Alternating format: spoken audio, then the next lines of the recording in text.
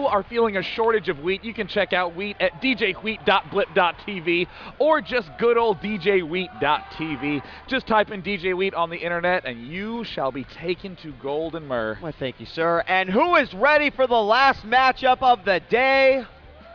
Actually, they don't want to cheer because they just want more. I completely understand.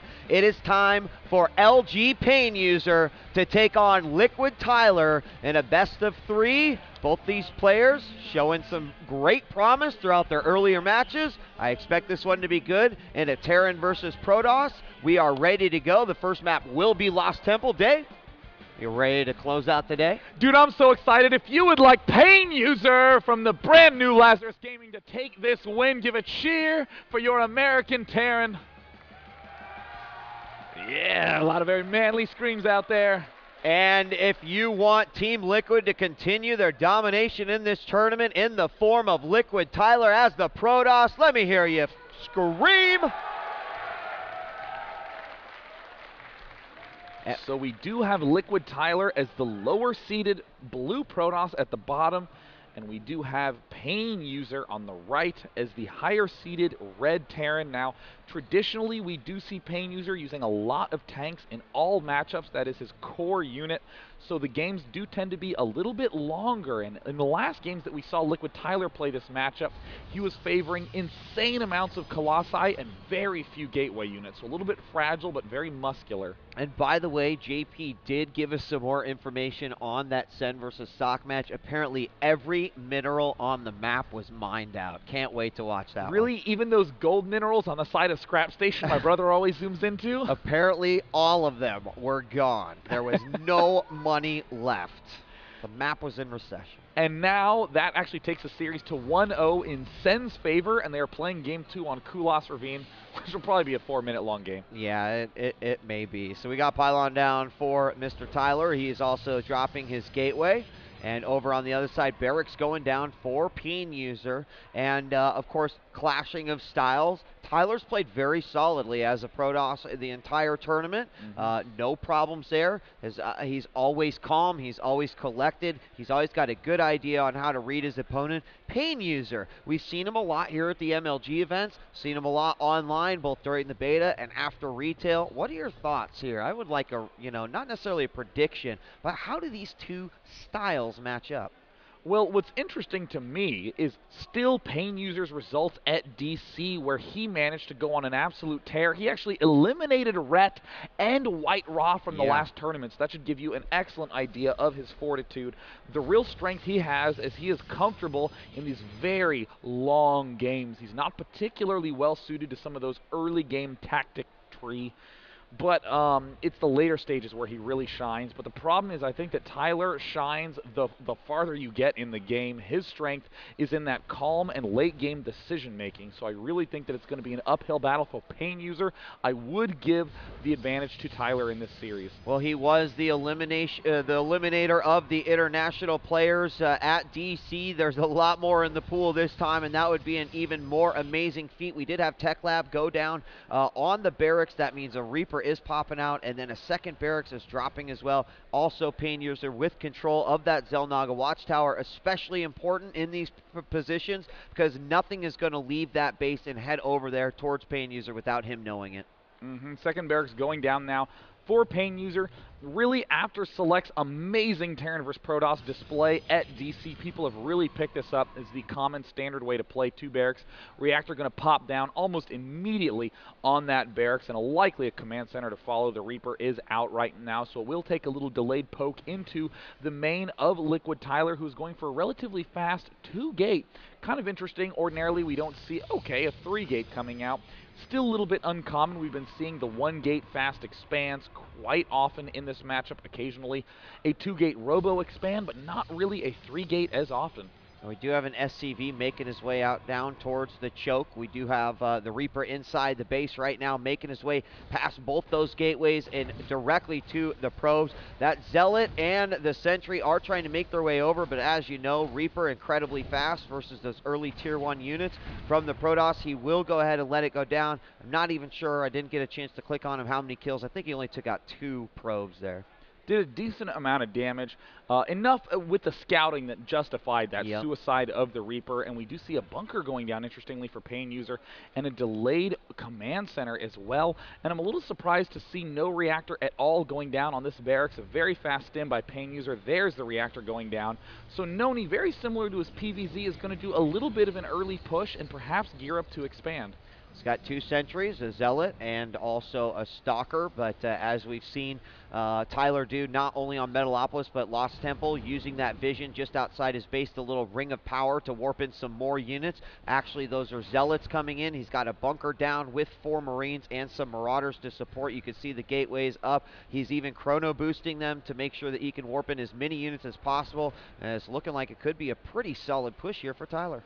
Concussive Shell and Stim finishing up for Pain.User, so he is turtling up very, very hard, and when that Stim finishes, it's going to be extremely difficult for Tyler to bust through. Looks like he's gearing up to, has not thrown down an expansion yet, and is actually quite poor, so might go for some sort of delayed timing push. Most people are very comfortable as Terran dealing with the straight-up rush bust through the front door, but I think a lot more are going to be surprised at the way that Tyler's delaying things. Yeah, he's got a bunch of zealots out here now, 6 of them out at the front. He's going to send them in first. Stalkers coming in through the back, and they will move forward. Wow. Amazing ring of force fields, perfectly catching all those Marauders behind, but will it be enough damage? The bunker is rapidly approaching death, and there it falls, and it looks like that stim from Pain.User finishes just in time. There are some more sentries getting warped in by Tyler, and here Pain.User is now throwing down another bunker. Tyler throwing down his expansion. He's going to have to keep that pressure up if he wants to hope to have some profitable lead into the mid-game, though. Nexus is up, and I want to ask you a question about the cost effectiveness of that particular attack right there. Of course, a lot of units taken out. He did manage to drop the bunker as well, but left it having lost quite a few zealots, about 5 or 6 of those together. Can you comment? You put so much money into a army, and you have an attack. Obviously, you want the money that you spend, the gas you spend, to be beneficial towards your game. What do you think about that attack that Tyler just did? I ordinarily would say that that was a negative for Tyler, but weirdly enough, he is pulling quite far ahead in food with these 3 gateways. There's a 4th gateway going down. Notice absolutely no robo, very different from the Protosses we've seen that have been completely robo-reliant. There's the tank coming out right now for Pain.User, and Pain.User is known to just basically say, you know what, I'm tired of this attacking, I'm just going to keep making bunkers, I don't want to die yet, and he's going to take it to the later stages of the game with those tanks. And here we've got a lot of sentries and several zealots out here as well. 2 bunkers now. We're going to have a Marauder, the scouting Marauder, taking a page out of the Roach book, and he will actually get a couple hits in on these players. And look at this, even using concussive cells to keep some of those slow zealots from moving forward. He'll continue to do a little bit more damage. Of course, those shields regenerating, not doing a ton, but forcing Tyler also to move his army and getting a good look at what he had there. That was kind of a bold move by that single Marauder. I haven't really heard of players moving units out one at a time, but ended up actually being pretty nice. Could have gotten some force fields thrown down if Tyler was getting a little overeager. And wow, a very bold push, cutting off any repair from those bunkers. A big push right now from Tyler. All these units caught behind. More force fields get thrown down. Another layer. An unbelievable bust by Tyler. And there's the siege tank getting thrown down. He blocks the siege tank so it cannot be repaired. There are the ranged units swarming in right now.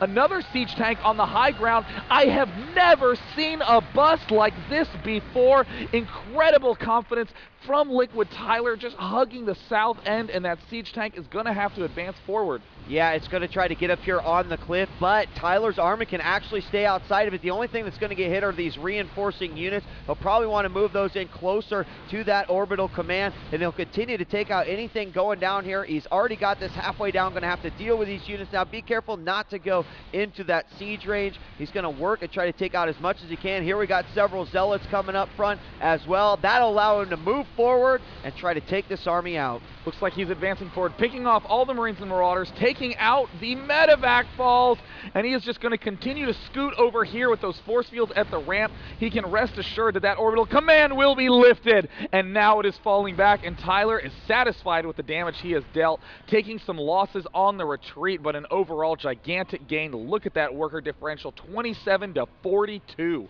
And now the expansion of Tyler doing very, very well. He's also getting a robo facility up as well, continuing to chrono boost all these gateways to pump out as many units as he possibly can. Looks like he's not going to fall back quite yet. He's going to go ahead, continue to reinforce, likely make another push. Looks like he is very aware that siege tanks and medevacs are out, not going to let any drop happen. And there's a Banshee coming out for Pain.User. Banshee's ever popular on this map because of the cliffing. Zealots from Tyler continuing to maintain control of that vision. And if we look at the APM, Tyler up at 206 actions per minute. And looks like a pause is going to have to happen. Looks like there was an error. Oh my goodness, really? Wow. It looks like there is going to be a forced restart, as that was not the correct map for round 1. Wow. Wow. All right, well, Tyler not looking too happy about that, but we'll have to get back into this game. Does that mean we just go ahead and exit and recreate it now? That is going to be very painful for the observers and the players alike. Oh, what a terrible situation to be in as Tyler. I mean, it might be even worse for Pain.User because all of a sudden, gateway units just seem to be breaking them. Nothing fancy, no Immortals, no Colossi there, just the gateway units. So, looks like Tyler, putting a smile back on his face, doesn't mind that he has to regain, but even so, a very awkward start to this final series. We're 13 minutes in. That's okay. We'll go ahead and get this started in just a moment, creating the next game. And Xel'Naga Caverns confirmation, that's what I heard, right?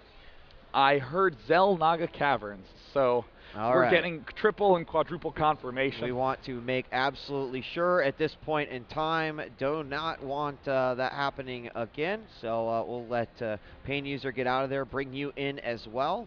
And you know, notice these two players just calmly talking to one another. All the players at this level do train with one another quite frequently, and that's one thing I always love about the Stacraft community of players and observers. You'll never see outrage and people flipping over desks saying, no, I had the advantage, I can't believe, what is this? Players just calmly say, okay, mistakes happen, and they sit back and continue to play well. And going to get Pain.User to actually leave that game so that we can get him back into the action. Looks like he is just readjusting his headphones. I am actually amazed that Tyler was able to bust in there, because so often you think that there's some special thing that is needed with these pushes, you know? The Immortal, maybe a +1 upgrade, maybe Zealot with leg speed. You never think to yourself, yeah, this looks about right. And that is a very impressive bust by Tyler. It was, no doubt. And, you know, I mean, one thing that's consistent with Tyler, you said, putting a smile back on his face. He's just trying to shake it off. You don't want to let anything like that affect you. If things are out of your control, why dwell on those things? So we do have the players back into the game. And we'll ask them if they're ready. We'll get right into it. So just kind of start over. There's the good luck, have fun, and the good game. Tyler is also finishing, doing some settings. We will be rearranging the colors. Tyler is actually going to be the red, higher-seeded player going into this, and Pain.User will be the blue Terran pieces. All right, well, we're going to get started here. Xel'Naga Caverns as we get started on Game 1 of LiquidTyler versus LGPain.User, Terran versus Protoss, as this series resets, if you will.